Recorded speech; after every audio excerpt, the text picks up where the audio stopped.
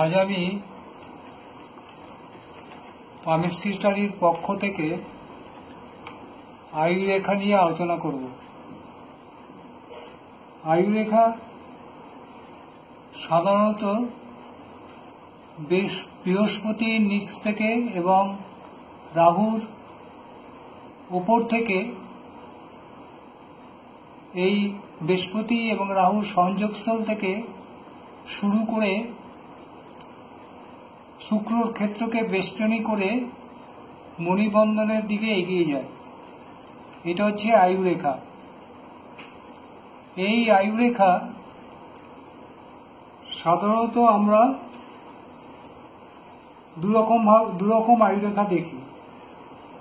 আয়ুরেখা কিছু হাতে চওড়া ও হালকা থাকে, আবার কিছু হাতে আয়ুরেখা ডিপ এবং ফাইন থাকে। চওড়া ও হালকা আয়ুরেখা জাতক জাতিকাদের স্বাস্থ্য শক্ত কাঠামোর হয়, এদের পেশি শক্তি বেশি থাকে, কিন্তু ইচ্ছা শক্তি অর্থাৎ উইল ফোর্স কম থাকে। অন্যদিকে ডিপ থিন লাইফ লাইনের জাতক জাতিকারা নার্ভ এবং উইল ফোর্স বেশি থাকে এবং এরা অসুস্থ হলে পরে এরা তাড়াতাড়ি সেরে উঠতে পারে, কারণ এদের রেজিস্টিং পাওয়ার ফোর্সটা বেশি থাকে। যদি আয়ুরেখা বৃহস্পতির নিচ থেকে প্রায় সোজা মণিবন্ধনের দিকে নেমে যায়, এই বৃহস্পতির নিচ থেকে সোজা মণিবন্ধনের দিকে নেমে যায়, তবে সাধারণত জাতক জাতিকাদের স্বাস্থ্য একটু নমনীয় বা ডেলিকেট হয় এবং এরা সুখী প্রকৃতির হয় এবং বেশি পরিশ্রম করতে পারে না। আর আয়ুরেখা যদি শুক্র স্থানকে কার্ভ করে এই সবুজ রেখাটির মতো শুক্র স্থানকে কার্ভ করে মণিবন্ধনের দিকে যদি এগিয়ে যায় এবং শুক্রের স্থান বড় হয়, তবে এই রকম ক্ষেত্রে দেখা যায় শিরোরেখা চন্দ্রের দিকে, তাহলে এই রকম ক্ষেত্রে শক্ত এবং শক্তিশালী স্বাস্থ্যের ইঙ্গিত দেয়। এই ধরনের আয়ুরেখা জাতক জাতিকা পরিশ্রম করতে পারে, কারণ স্ট্রং ব্লাড সার্কুলেশনে ইঙ্গিত করে। এবং এই রকম ক্ষেত্রে যদি দেখা যায় শিরোরেখা, এই শিরোরেখা চন্দ্রের দিকে ঝুঁকে পড়ে, তবে এরা সাধারণত কাল্পনিক হয়, রোমান্টিক হয় এবং লাভ অ্যাফেয়ার্সে এরা বেশি করে জড়িয়ে পড়ে। আর এক্ষেত্রে যদি হেডলাইন সোজা থাকে এবং মঙ্গলের দিকে থাকে, সোজা এবং মঙ্গলের দিকে থাকলে পরে এই 5 নম্বর রেখাটির মতো, তবে এরা বাস্তববাদী হয়, যুক্তি দিয়ে বিচার করার ক্ষমতা থাকে এবং অহেতুক লাভ অ্যাফেয়ার্সে জড়িয়ে পড়ে না। আর যদি বৃহস্পতির ক্ষেত্র থেকে শুরু হয়ে এই আয়ুরেখা যদি বৃহস্পতির ক্ষেত্র থেকে শুরু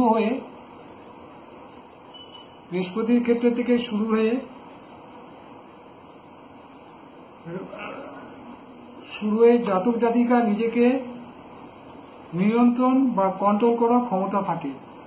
এই রেখাটি যদি বৃহস্পতির কাছ থেকে শুরু হয়, তবে জাতক জাতিকাদের নিজেদের উপর নিয়ন্ত্রণ করার ক্ষমতা থাকে এবং তাদের অ্যাম্বিশনও থাকে।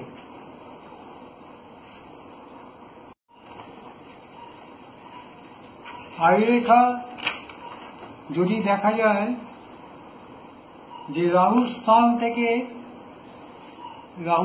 থেকে এই লাল রেখাটির মতো 7 নম্বর রেখাটির মতো রাহুর স্থান থেকে উৎপত্তি হয়, কিংবা রাহুর নিকট স্থান থেকে যদি উৎপত্তি হয়, তবে জাতক জাতিকা নিজের টেম্পার, নিজের রাগ সে কন্ট্রোল করতে পারে না, এই 7 নম্বর রেখাটির মতো। এবং এটা যদি অল্প বয়সী জাতক জাতিকার হাতে থাকে তবে এদের কোনো অ্যাম্বিশন থাকে না এবং অবাধ্য বা ডিসঅবিডিয়েন্ট হয়।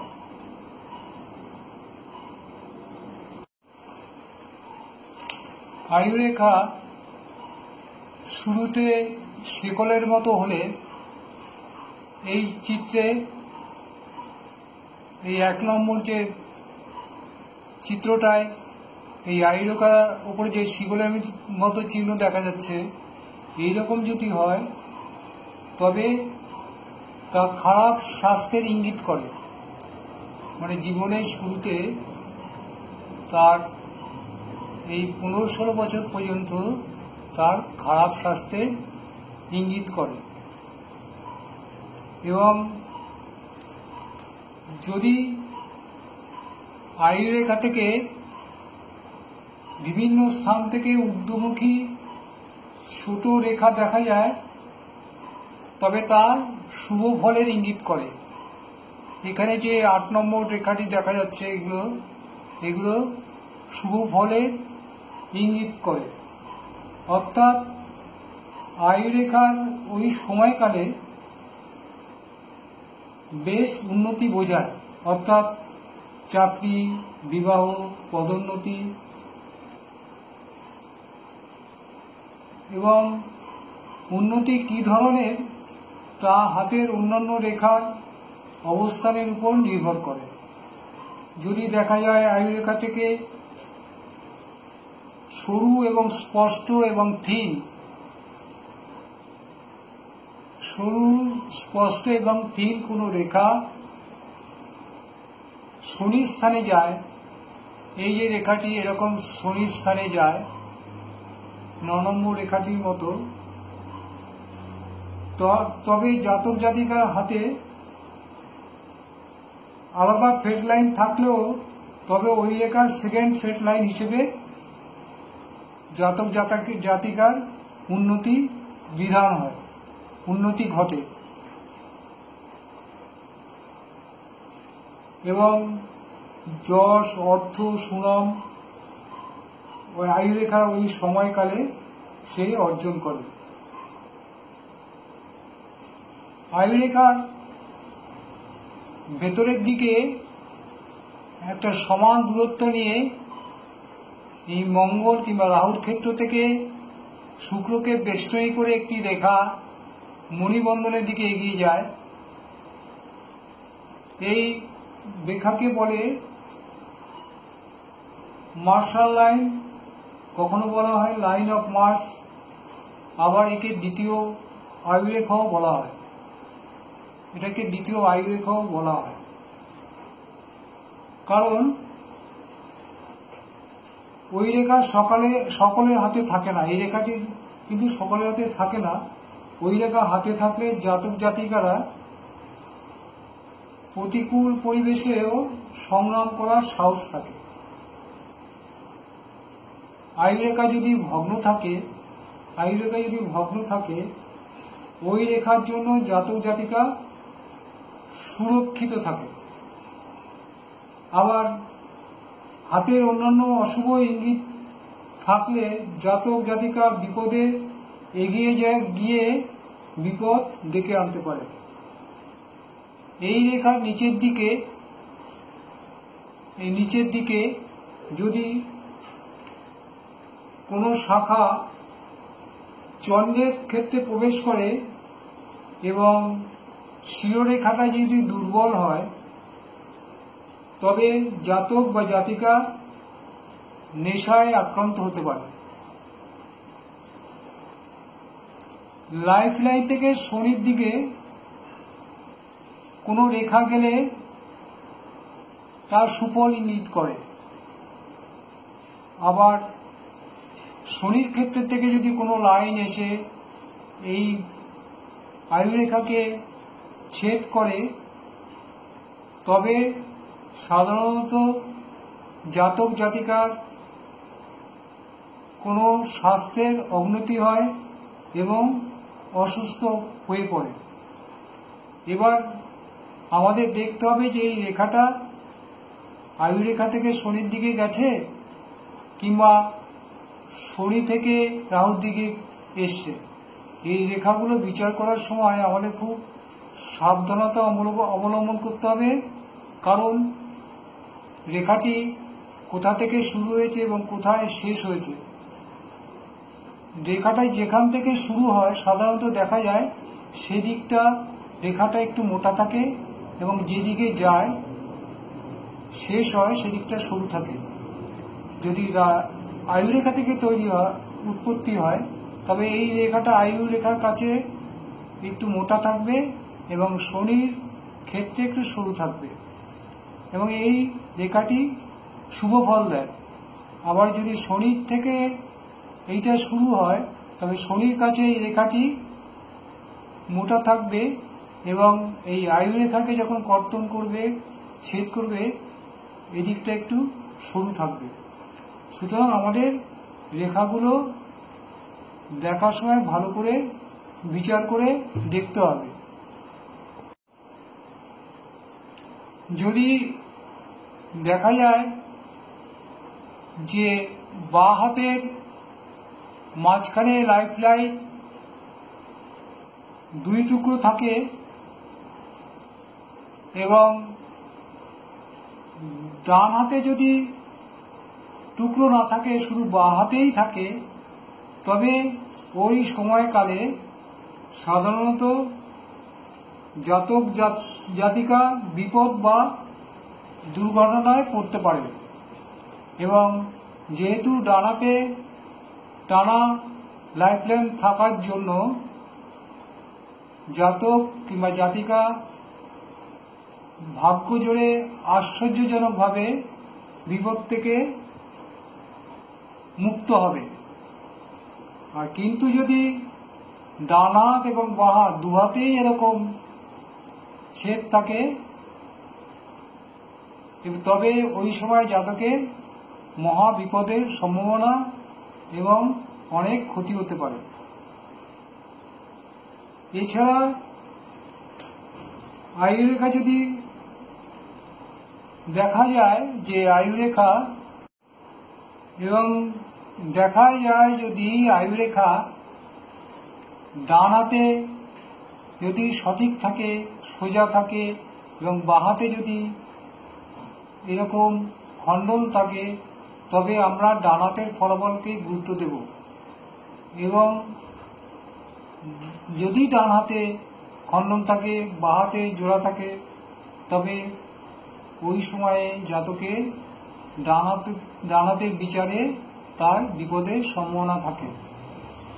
এর জন্য আমরা যখনই কোনো কিছু ঘটনা কিংবা তার ব্যাপারে আলোচনা করব, তখন জাতক জাতিকার দুটো হাত দেখেই বিচার। যদি আয়ুরেখা বৃহস্পতির স্থান থেকে উত্থিত হয়ে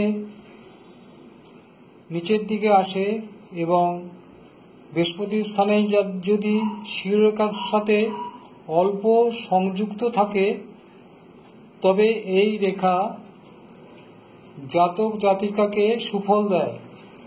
এখানে আমার 1 নম্বর চিত্রটি, যে সবুজ রেখাটি আছে ঠিক এই রেখাটির মতো। এবং এই ক্ষেত্রে জাতক জাতিকা অ্যাম্বিশন থাকে এবং সচেতন হয় এবং সাবধানী হয়, তবে আত্মবিশ্বাস একটু কম থাকে। আর যদি এই আয়ুরেখা বৃহস্পতি স্থান থেকে শুরু করে এবং শিরোরেখার সাথে যদি মিডিয়ান স্পেস ফাঁকা থাকে, তবে সেই ক্ষেত্রে এটা আরো সুফলদায়ক। কারণ এই ক্ষেত্রে জাতক জাতিকা সেলফ কনফিডেন্স বেশি থাকে, অ্যাম্বিশন বেশি থাকে এবং জীবনে এগিয়ে যাওয়ার চেষ্টা থাকে। এর জন্য এই ধরনের রেখা খুবই সুফলদায়ক।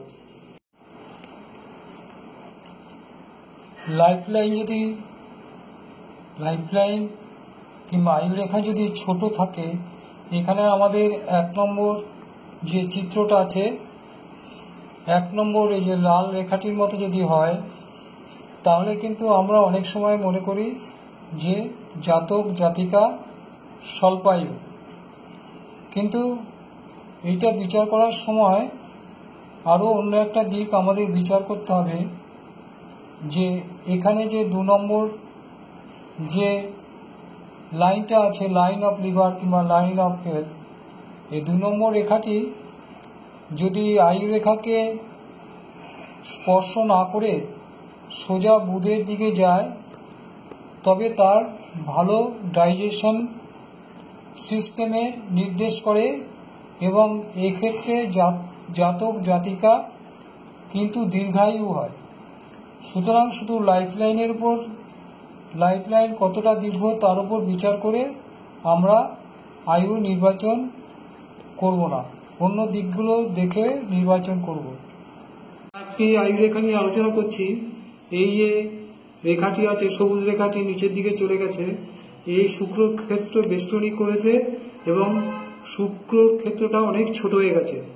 এইরকম যদি আয়ু রেখা থাকে এবং তার সাথে যদি এই হেলথ লাইনটি সোজা গিয়ে শিরোরেখাকে ছেদ করে এবং এখানে যদি স্টার চিহ্ন থাকে, তবে এই ক্ষেত্রে চাইল্ডলেসনেস এবং চাইল্ড বিয়ারিং এর ক্ষেত্রে একটা সমস্যা হয়।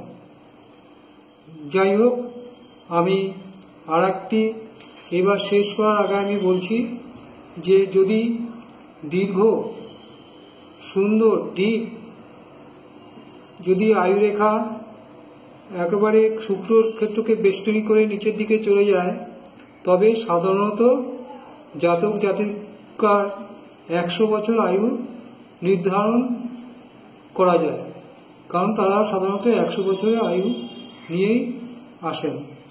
আর দ্বিতীয় কথা হচ্ছে যে আমরা দেখেছি, এর আগেও বলেছি যে ডান হাত এবং বাঁ হাত, 2 হাত দেখেই সবসময় বিচার করা উচিত। যদি দেখা যায় যে বাঁ হাতে শিকল চিহ্ন, ভঙ্গুর কিংবা টুকরো থাকে এবং ডান হাতে যদি সেরকম চিহ্ন না থাকে, তবে সাধারণত জাতক জাতিকা আগে থেকেই সাবধান হতে পারে এবং বিভিন্ন শারীরিক চর্চা, প্রাণায়াম, বিভিন্ন আসন করে তারা এই যে খারাপ ইঙ্গিতগুলোকে দূর করতে পারে এবং কাজের মাধ্যমেই ডান হাতে পরিবর্তনগুলো হয়। আবার ডান হাতেও যদি কিছু খারাপ ইঙ্গিত থাকে, সেইগুলো বিভিন্ন ওই আসন, প্রাণায়াম এগুলোর মাধ্যমে কিন্তু দূর করা সম্ভব হয়। এই জন্য আমরা বলে থাকি যে ডান হাত হচ্ছে কার্যকরী হাত। আমি আয়ুরেখা নিয়ে অনেক আলোচনা করা যায়, কিন্তু আয়ুরেখা নিয়ে আলোচনা করলে আলোচনা অনেক দীর্ঘ হবে, অনেক দিক থেকেই আলোচনা করা যায়। সংক্ষিপ্তভাবে আমি এই আয়ুরেখা নিয়ে এখন আলোচনা শেষ করছি। পরবর্তীকালে আমরা আয়ুরেখার উপর কী করে বয়স নির্ধারণ করা যায়, সঠিক ঘটনা, দিন নির্ধারণ করা যায়, সেইগুলো নিয়ে আলোচনা করব। আর আজকে এখানে শেষ করব। আশা করি সবাই ভালো থাকবেন। নমস্কার, এখানেই শেষ করছি।